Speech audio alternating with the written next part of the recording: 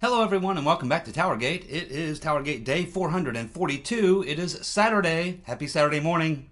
May the 26th, 2018. Well, I imagine you all are having your coffee. I know Peter's up there in he's trapped up there in a liberal wasteland. Beautiful country up there, but he's surrounded by them. So I know Peter's enjoying his cup of coffee and hopefully we'll enjoy this morning's TowerGate video. Have a lot of good things for us. Alrighty. Let's get started, and we might as well kick it off with the Rotten Reverend. Get her out of the way. Well, the Rotten Reverend showed up yesterday at Yale. No, Harvard. She was already at Yale. Now she's gone to Harvard. Yeah, she went to Harvard yesterday. The temperature was around 89 degrees, but the Rotten Reverend showed up in a winter coat and a big scarf. The woman's obviously sick in more ways than one. But I want to talk a little bit about what one of her main topics that she was speaking on yesterday, and it has to do with a lot of shady things that are going on around the country with the states and trying to gerrymander the way they distribute delegates and things and such. So, and electoral votes and things and such. And there's a big move to end the Electoral College. This kind of went around right after Hillary lost the election, and now it's back, and the Rotten Reverend Clinton is one of the people now pushing for it. And this is absolutely disturbing, because she's not some ignorant half-wit, complete ignorant half-wit that doesn't understand these issues. She's a lawyer. She went to law school. She understands exactly why we have an Electoral College, why it's so important, and the whole nine yards. She knows this, but this goes to show you that this woman, like her friends, the Rotten Reverend Clinton and her demented disciples, would rather destroy this country if they can't get their way. If they can't force their left-wing lunacy on the rest of the country, then they say, okay, then we just need to get rid of the system we have, so that we no longer have to worry about those people in the rest of the country, and we'll let Los Angeles and New York elect presidents from now on, and legislators. That is the goal. They realize they can't win fair and square because there aren't enough stupid people to vote for them, so they want to change the rules of the game. And when you talk about the Electoral College, now, I did an entire video on the Electoral College. I think it was like an hour and 15-minute dissertation I did on the Electoral College. I don't want to spend a whole lot of time on it here, but I do want to, for those of you who didn't see that video, I want to lay out the basics for people who don't understand the Electoral College. First of all, let's go back to the very beginning. Of course, you know it was James Madison was the father of our Constitution. He's the one that put the Constitutional Convention together. He's the one that organized everything. He's the one that took a look at all the issues that they had to argue and decided which ones had to be argued in what order. He is the one that delegated the individuals to the arguments they would make. He's the one that would walk in and to the room where all the representatives from all the states were there, or yeah, there were states at that time. But anyway, he would walk up to these members and say, okay, you three guys are going to argue for this position, and you three guys are going to argue against it. So that's how he did it. He delegated 2 or 3 people. You're going to make the argument for, you're going to make the argument against. Because in Madison's mind, as a pure lawyer, if you're a lawyer, you should be able to argue the case either way. He didn't care about your own personal opinions. Your job at the Constitution, at the convention there, when all the when they came from all the states to get together to put together the Constitution. Actually, they came to amend the Articles of Confederation and ended up with multiple plans for a federal system. So it was Madison who passed out the assignments to the various lawyers to argue these cases. Now, in this particular case of the Electoral College, which is discussed in Article 2, Section 1 of the Constitution, the person he chose to argue for the popular vote of the president was one of the very best and brightest lawyers in the entire country at the time, known to be one of the absolute best litigators, and the guy who would make a closing argument that was just absolutely out of this world, and his name was Roger Sherman. He was from Connecticut, and Mr. Sherman was given the task, along with 2 colleagues, to make that argument, and he got toasted. Toasted. Roasted and toasted. Badly. How do I know? Let me show you how I know. this book, Miracle in Philadelphia. I highly recommend you get it if you are interested in how the Constitution came together, by Catherine Brown, I believe her name is. Bowen. Catherine Bowen. See, you have to understand that when Mr. Madison put together the Constitution, as these arguments were being made, that he was assigning various people, different groups of lawyers to argue for and against something, he took meticulous notes as they made their arguments on both sides. And the notes that he took are in this book. So we know exactly how we arrived at all the positions that are in our Constitution, because we got the play-by-play as it went down. Argument for argument. That's how we know that Roger Sherman. Was the one of the best lawyers in the country, and that's how we know he was the one that made the argument for the popular vote of a president, and he's got shot down badly because at the time, all these southern states, particularly the small states, not just all southern, but the small states, looked at that situation and said, wait a minute, we have very, very low populations. If we do it based on popular vote, then New York and Philadelphia and Connecticut and these big states, they are going to decide who the president is. Those of us in small states with low populations, or not necessarily small geographically, but small in terms of population, we will have no say. And eventually this is going to cause a problem. The entire thing will unravel. And in 20, 30, 40 years down the road, whatever we come up with today will be shot, because it will cause so much division, and people will feel that they're not having a voice in these states where they have low populations, and therefore they'll eventually just want to leave the Union, and we'll have a mess on our hands. And this is what we would set up. And of course everyone there understood that argument, which was the opposing argument to Mr. Sherman. And even Mr. Sherman realized it, but he made a hell of a good argument, the best he could. It was a bad position to be in, and so he got toasted. And you also have to know that there was southern and small state representatives saying, hey, look, if you try to force this upon us and tell us that we have to select a president based on popular vote, we're going to pack our stuff and we're headed home, because this ain't going nowhere. This plan's going nowhere. We will never sign on to this. If we go back to our states and our little states with our low population centers and tell them that we just signed on to a deal that will have New York and Philadelphia and Connecticut deciding, and Massachusetts deciding who is going to be our president every 4 years, then we will be hanged. We could never sign on to something like this, and so there never would have been a constitution. Never would have been a federalist system. And see, that's what this does. If you get rid of the Electoral College, you essentially are getting rid of the Federalist system. I have some notes from that video. I'll give you a brief comment from that video I did well over a year and a half ago. Let's see. The Electoral College presents large city populations from dominating the election of a president. Getting rid of the Federalist system would dismantle, or getting rid of the Electoral College would dismantle federalism, meaning there would be no need for a Senate, or states for that matter. Without the Electoral College, there would be no limit to the number of viable presidential candidates, which would end up electing a president very likely who could have as little as 5% of the vote or less.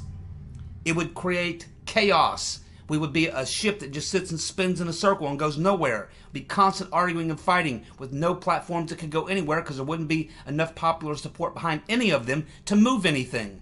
It would just be, we would be a ship without a rudder, and it would eventually all dissolve.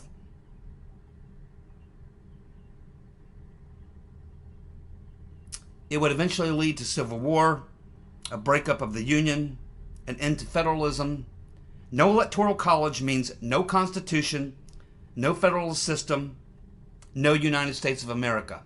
And if you tried to go back and redo this in 10 to probably 10 to 20 years, this country would be completely ripped apart if you got rid of the Electoral College.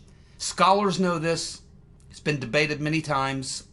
And the Rotten Reverend, what a deception, just the way that this particular segment that I saw, the clip, which is what got me started on this, is that she said, as she was explaining this, she said, Now we have a federalist system. She's trying to make it look like that all of a sudden Donald Trump came along and now we have a federalist system. Like this is something new that's been cast upon us. When in fact she knows from day one that we had a federalist system and an electoral college, and that there would never have even been a United States of America, a constitution, or a federalist system without the electoral college. She knows every bit of this. She's engaging in the art of deception. Shame on you, Reverend. Shame on you. You know better, you despicable old magpie. Roger Sherman was defeated. He was defeated in 1774, 73, or I'm sorry, 1790, it was 1796, I believe. I have to go back and look at that exact date of that argument. But he was defeated then, and I just defeated him again, as did everyone else at the time. Even Sherman knew it would have been a disaster. And he was the guy who had to argue for it. Article 2, Section 1. Read it for yourself. Miracle in Philadelphia. You should be able to find it. I highly recommend it if you want to understand the arguments that were made on all sides and how we arrived at pretty much the system we have now. There have been some changes, but for the most part, it's all there. The Rotten Reverend has a lot bigger problems than the Federalist system. A lot bigger problems than the Federalist system, because her buddy, Harvey Weinstein, just turned himself into the cops this morning, or Friday morning.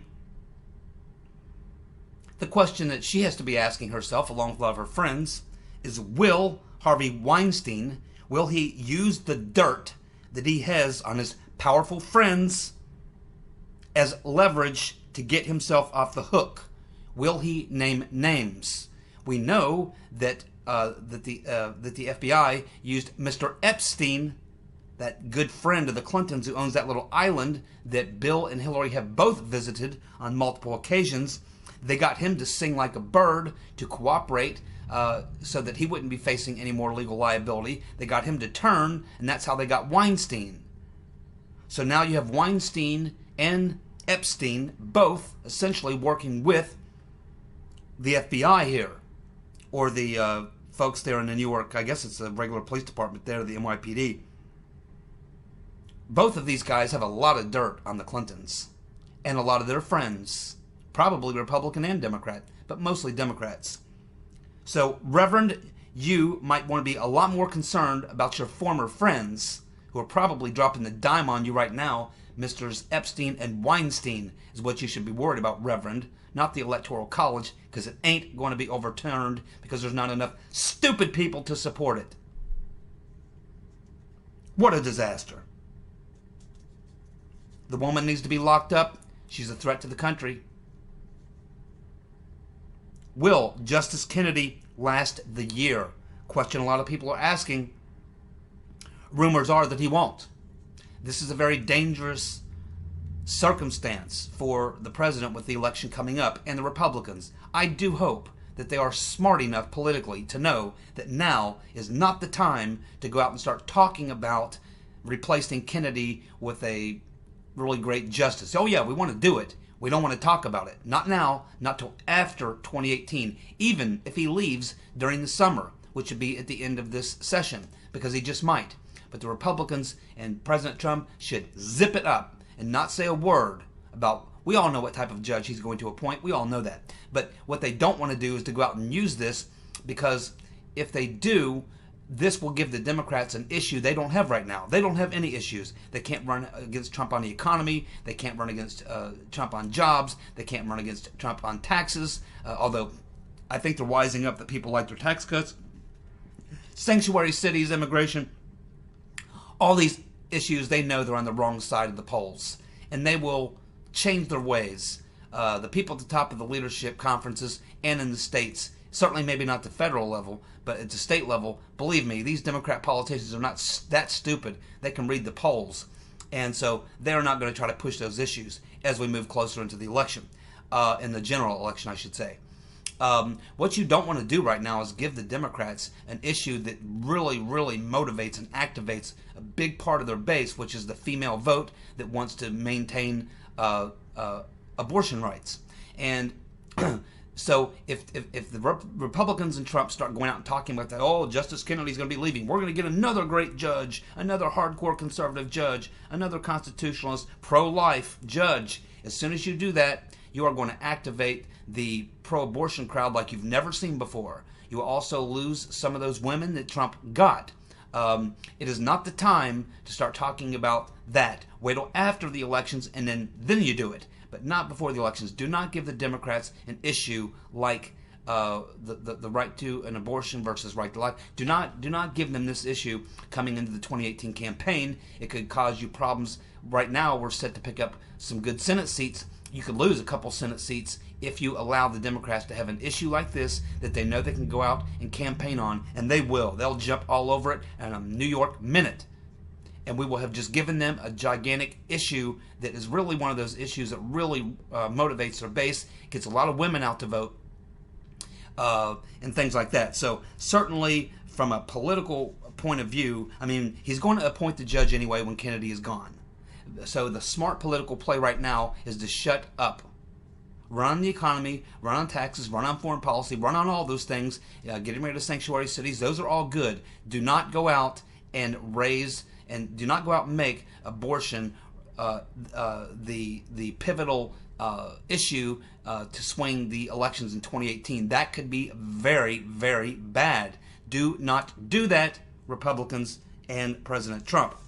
Keep your powder dry and be smart. Thank you very much. Seth Rich. My oh my. Aaron Rich, the brother of Seth, has now filed a lawsuit against American First Media, which is, of course, Matt Couch and a couple others, for peddling false and unfounded claims about him acting with reckless disregard for the truth. Now, his lawyers are Michael Gottlieb and David Boies. Of course, Mr. Boies was a lawyer for Harvey Weinstein as well as Microsoft. Gottlieb was Obama's White House counsel in 2009 and 2010 and was a special assistant to the president in 11 and 12. So he served Obama at a high-level position for 4 years. These are super high-dollar, high-powered lawyers. We know that the riches do not have those kinds of resources. So who is paying these high-dollar lawyers to go after a little tiny online media operation who doesn't really even profit from anything, really? Probably a break-even operation. Certainly the riches don't have this kind of money. And it's a bullshit lawsuit. It's a bullshit lawsuit. It's only designed to scare people like me and others from talking about Seth Rich because they want us to fear that we'll be sued or whatever, taken to court by these high-powered, high-dollar lawyers. These are Obama's former lawyers, man, in Microsoft. You want to go up against these guys in court? All this is a technique to try to silence. And why is that? Because a lot of people now are talking about taking a look at those DNC servers. And as we've discussed, they lead right back to Seth Rich. So now what this shows us is that they are trembling in fear.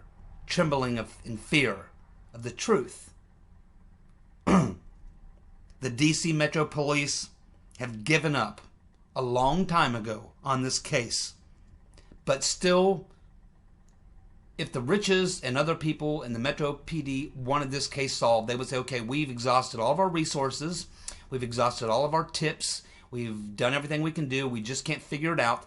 At which point they would generally go to the public and say, we're going to release information to the public, which is generally available anyway, and let journalists and other people see if maybe they can figure it out.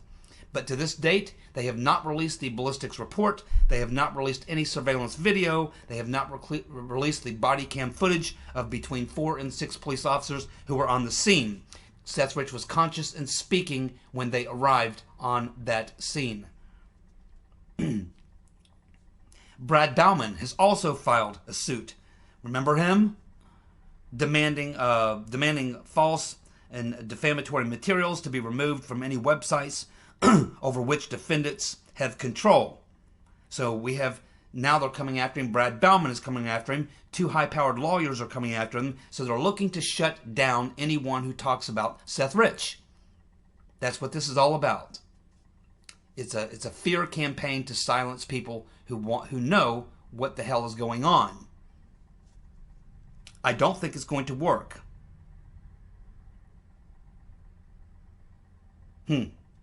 What do you know?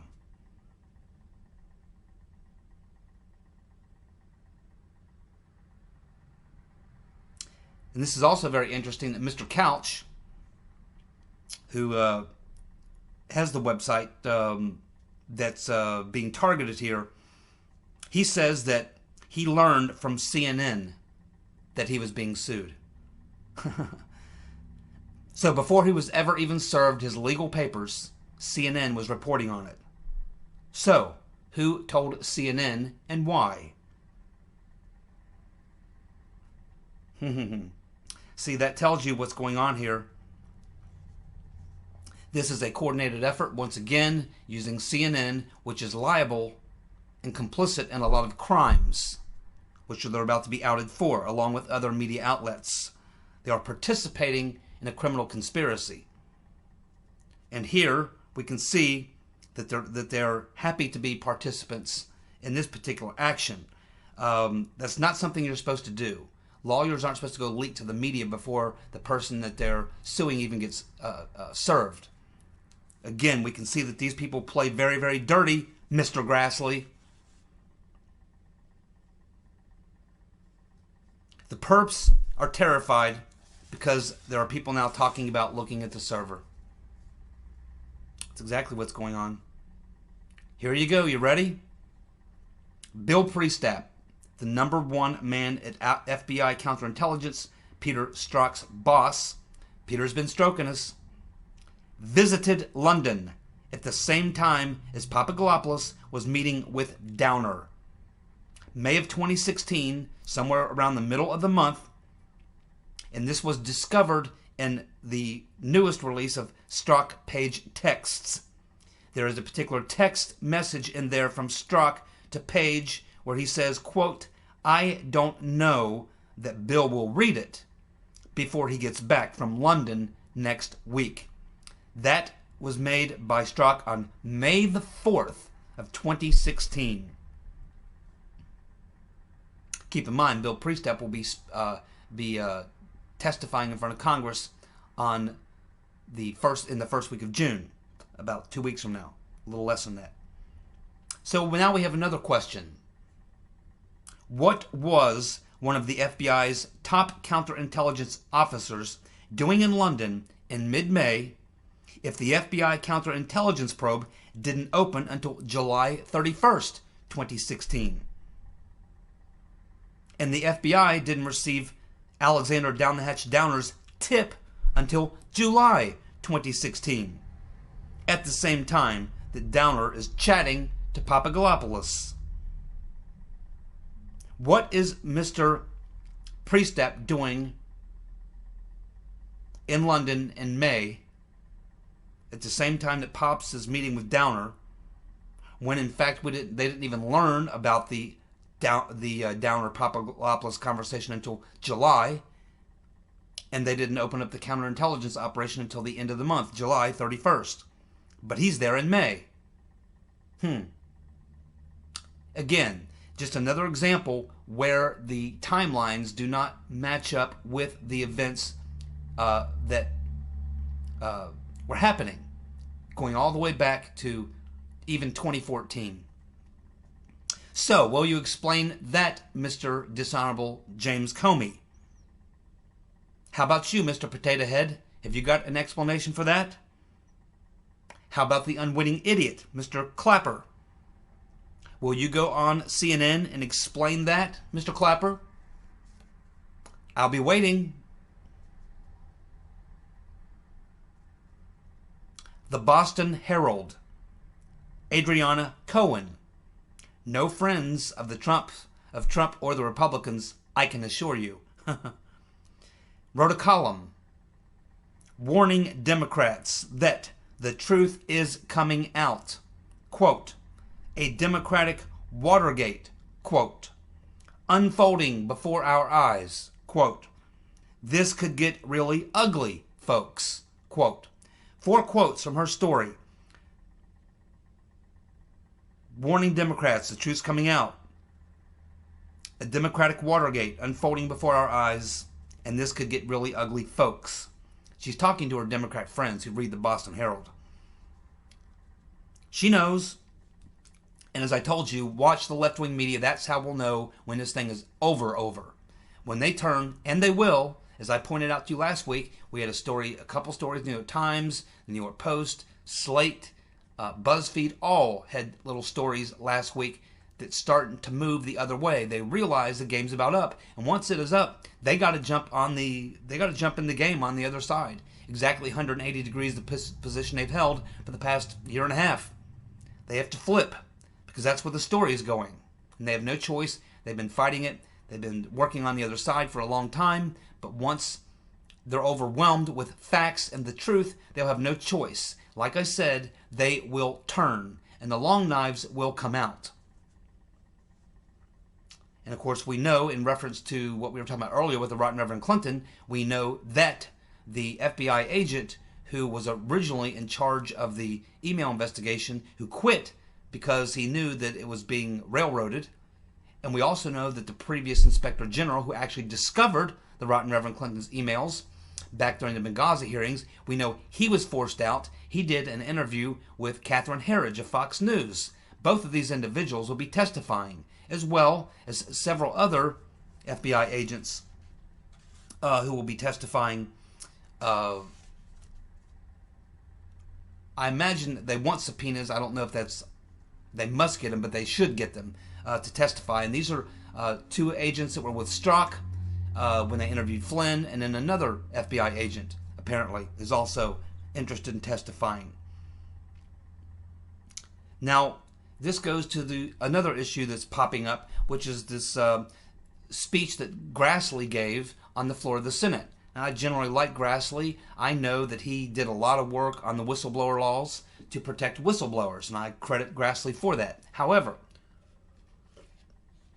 the thing that Grassley doesn't seem to understand here is that we're dealing with a group of people who don't follow the law.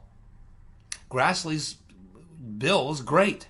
His improvements to the bill protecting whistleblowers is great if we lived in a constitutional republic where we had the rule of law. But as we know now, from observing things that are happening and have been happening, we know that we no longer live in a constitutional republic with the rule of law. We know that the people on the other side don't follow the rules, particularly the DOJ and FBI. So these FBI agents are saying, if you'll subpoena us, we'll come and testify, but otherwise we can't do it. Why is that? Because if they go testify on their own, they're responsible for their own legal fees. And we already know that Valerie Jarrett is sitting there 2 blocks down from the White House with about 50 lawyers, and they're waiting for anything like this. And as soon as any of these guys step up and say anything, they are immediately going to be hammered with massive amounts of lawsuits to destroy them, to shut them up. It'll ruin their lives and bankrupt them and destroy their careers as well. So why in the world are they going to do that? That is what's causing them to be silent. That's why they're not coming out and testifying. Lots of people could close this thing down in a couple of days if they felt free to come and testify. Grassley has been made aware of this, but he doesn't want to issue subpoenas because he wants to tout his legislation that's strengthened. And he said, "Oh, I did this myself. Read it. It protects you, whistleblowers." The problem is, Chuck, the other team is not playing fair. They will go after these guys. They will go after them. They will try to destroy them, their lives, their families, their careers, and certainly will bankrupt them. They certainly will. Absolutely, Chuck. Issue the damn subpoenas. Stop playing silliness. You see, if Grassley subpoenas these individuals in the FBI and DOJ, then if they get sued by Obama and Hillary Jarrett's attack dogs, then the government will provide the legal defense because they'll be government employees, and so the government will have to represent them. and it will also mean that probably Obama's attack dogs will beg off and not get in that fight. But if you don't give them a subpoena and you force these guys to go up there on their own, they are totally liable for their own legal fees. And that's what's keeping them silent. Chuck, let's get to the bottom of this thing. I know you want credit for your great work on the whistleblower. I understand that. But the fact of the matter, it really hasn't worked. Because the other side does go after whistleblowers, and there's nothing that protects them from that. Stop playing games, Chuck. Do the right thing. Issue the damn subpoenas. Well, as some of you know, there is a new Ecuadorian president, and unfortunately, unlike the last Ecuadorian president, he does not see the Julian Assange situation the same way. So there's a lot of rumors out there that I know we're putting tremendous amounts of pressure on him. The U.S. government is putting tremendous pressure on him to kick Assange out of the Ecuadorian embassy in Britain, knowing good and well that when they kick him out and he walks out the door, he will be arrested and extradited back to the United States. I urge you, Mr. President, leave Assange alone. Leave Assange alone. He is a publisher. That's it. Leave him alone. Mr. President, if you let your goons target Assange, it will hurt you in the 2018 elections. There's a lot of people on the right, in the center, a lot of people that support Assange, or at least don't support the government going after him. He tells the truth, and he got in trouble for telling the truth. He didn't have anything to do with Russia collusion. He didn't leak any Russian hacked emails from the DNC, and no one's proven he did. WikiLeaks doesn't even publish things that came from hacks. They only publish leakers, not hackers. And they've never published anything we found so far that has been proven to be incorrect. He has the best record of anyone in the media. Putting out truth. Mr. President, call your goons off of Assange. If you do not, if you go after Assange, Mr. President, you will pay a price, and the Republicans will pay a price in the midterm elections. I can assure you that. Very tricky, very tricky. Now is a time to be very, very careful about what you say and what you do leading up to 2018. Do not give the other team ammunition. And do not shoot yourself in the foot in the process. Play it smart, Mr. President, and people around him and Republicans. Don't be suckers and fools. Leave Assange alone. And that would go with Edward Snowden as well. I mean, Edward Snowden, what did he do? He told us how dangerous those programs were at the NSA. That's what he was warning us about. And then what happened? Snowden was right. He was absolutely right. He should be welcomed back in the country with a ticker tape parade, welcomed back as a patriot and a hero. Because if we'd have listened to him, Mr. President and others around, if we'd have listened to Mr. Snowden and looked at what he showed us, we may not be living through this thing that we're living through now with the coup d'etat. He predicted it. He told you this was going to happen. That's what it was all about for him. He was telling you how dangerous these programs are. And it's these very programs that targeted you, Mr. Trump. Think about it. Trump has called Kim Jong-un's bluff. Now the North Koreans and the Chinese are saying, hey, let's go ahead and have that meeting after all. Let's talk. Let's keep it going. Yeah. Basically, this was a nice little card game, and Trump called Kim and the Chinese, and they produced a hand which had nothing, and Trump is holding a royal flush. Well done, Mr. President. Judge Ellis has pushed back on the trial date for Manafort's case. He has pushed the case back to July the 24th. He did not say why. That was reported in Bloomberg today. So now Ellis, who just got that scope memo, has pushed back the Manafort case until July 24th. We'll keep watching. Thank you for tuning in. Have a great day. I'll be back tomorrow. See you. Bye.